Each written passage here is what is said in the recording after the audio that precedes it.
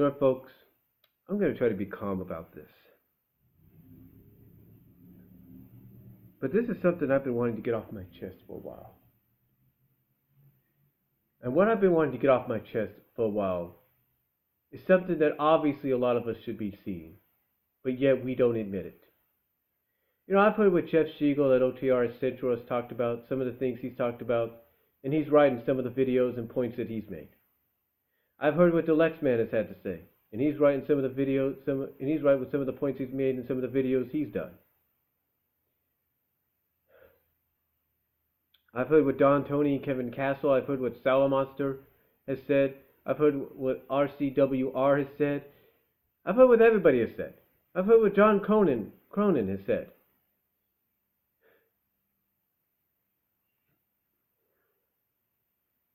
But you know what, folks? One thing none of them have mentioned or ever thought about asking is this question. Is WWE fucking working us? Think about that. Are they fucking working us? Because you know what? I think they are.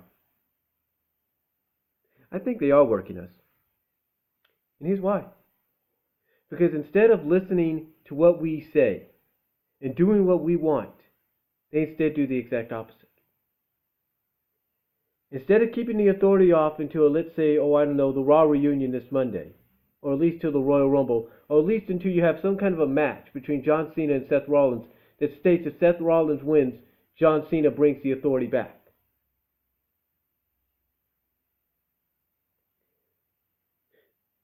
You know, instead of doing something like that, they decide to make one of the most important matches, as they proclaimed it, in WWE, if not Survivor Series history, completely pointless.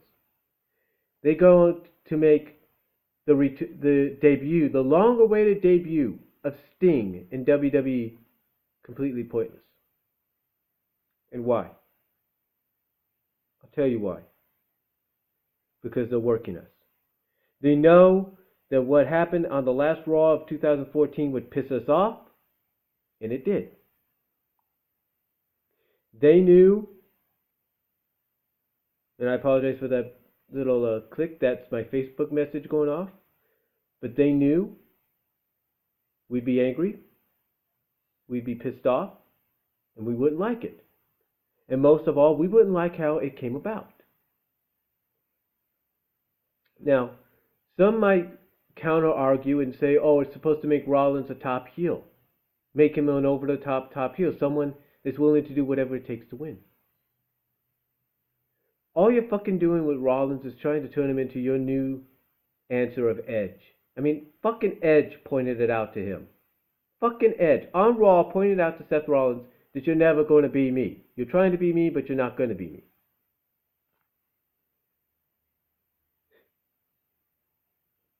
And yet,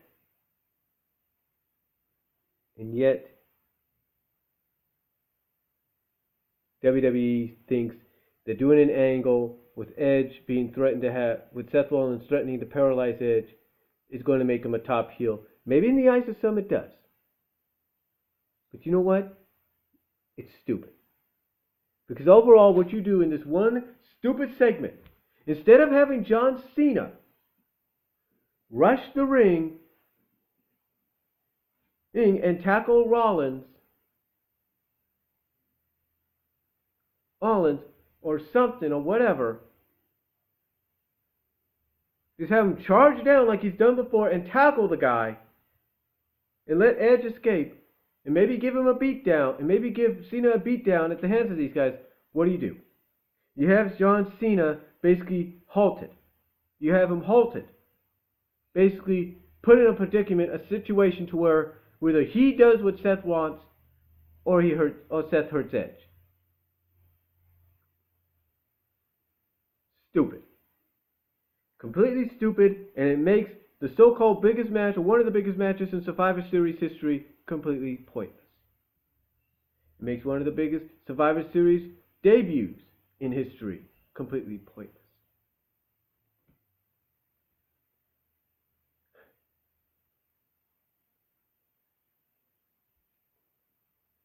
And you know what's funny about that? WWE knows that. And that's why I know, in a sense, they're fucking working us. Because if they weren't working us, they wouldn't go this direction. They know it pisses us off. I'll give you a prime example.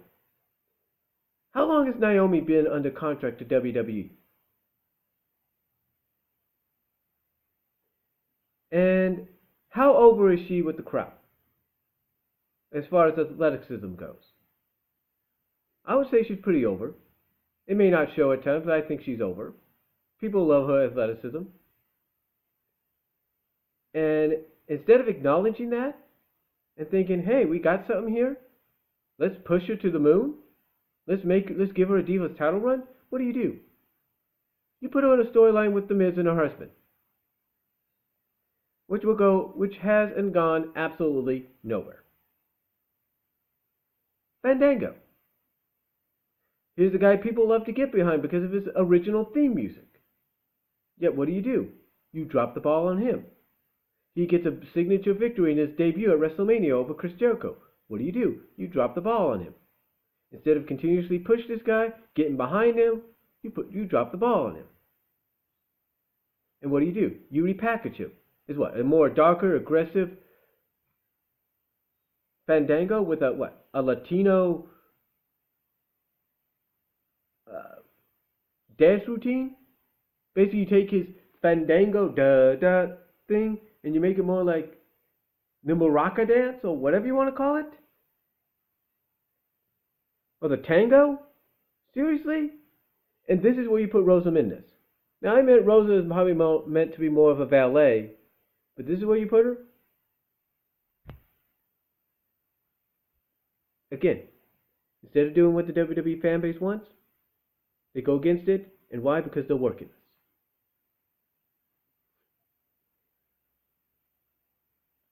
Which brings me to Roman Reigns. Roman's is an up-and-coming guy. Has the potential to be one of the best overall babyfaces, heels, top superstars in the history of the company in the years to come. And yet, what does WWE do? They make him, as Jeff has put out, the Lex Man has put out, they have him fucking doing poetry, nursery rhymes, quoting Sylvester the Cat from Looney Tunes. And why? Because you're trying to make him the next Rock? Hello? Rock had let me clue you guys in on something. Rock had natural chemistry. Rock knew what he was doing. Rock, and what he did, clicked like that. Roman Reigns is not The Rock, and he knows it. Let him be what fans want him to be. A badass babyface that comes in, kicks the heel's ass, and leaves. That is what you need to do. Yet are you doing it? No. Because you're working us. Daniel Bryan. You know that Daniel Bryan's going to be uberly blow the roof off over in Philadelphia. And why? Because Philadelphia, in case you don't know, is the birthplace of ECW and a secondary home of Ring of Honor, which, oh, by the way, Daniel Bryan is an alumni of, and oh, by the way, Daniel Bryan was world champion of. And yet you are still determined to put Roman Reigns as the winner? Knowing that he's going to get booed out of the fucking building if that happens? Getting the Batista treatment, unless you figure something out?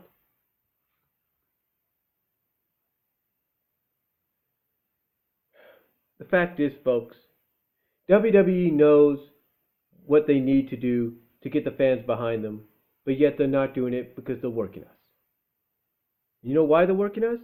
Because they are sick and tired of us coming out on YouTube like I'm doing here, like Jeff does, like the Lex Man does, the British Fist, the Wrestling Gurus, Jeff Conan, Don and Tony, Kevin Castle, Solid Monster. They're sick and tired of us all coming out, along with all the wrestling fan base, the IWC and the overall WWE Universe fan base at most times, coming out and saying, you need to do this, you need to push that person, give that person a run at the championship, give that person an opportunity, because they've earned it, they need a shot, stop doing the same crap over and over again.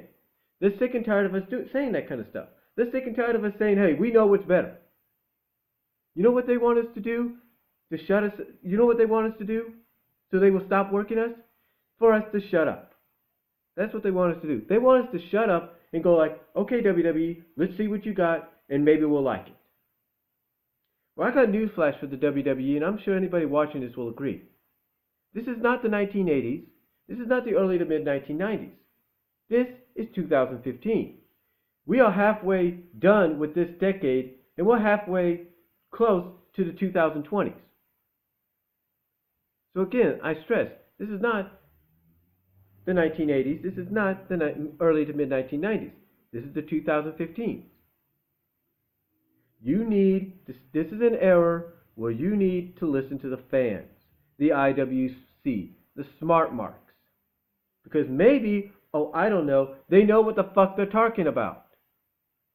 You know, last year they had no choice but to listen to us because they knew the Daniel Bryan Yes movement would overpower the freaking company, overpower every segment they've had, overpower any place they would go. They had no choice but to do it. And you know what? They're going to probably end up in that same situation again this year if they have Roman Reigns win the Rumble. Here's what you do. You have somebody that's made a name for himself in Philadelphia with either Ring of Honor, CZW, whatever. You have either Ambrose, Rollins, or Daniel Bryan, or someone that's an overall good athlete, can get it done in the ring, competitor like Ziggler. You have one of them win the Royal Rumble in Philadelphia, then you go from there and see what you can do to still get what you want. That's what you do if you don't want to have a full-scale freaking riot on your hands, figuratively, not literally, but possibly literally. That's the way I look at it, folks. That's the way I look at it.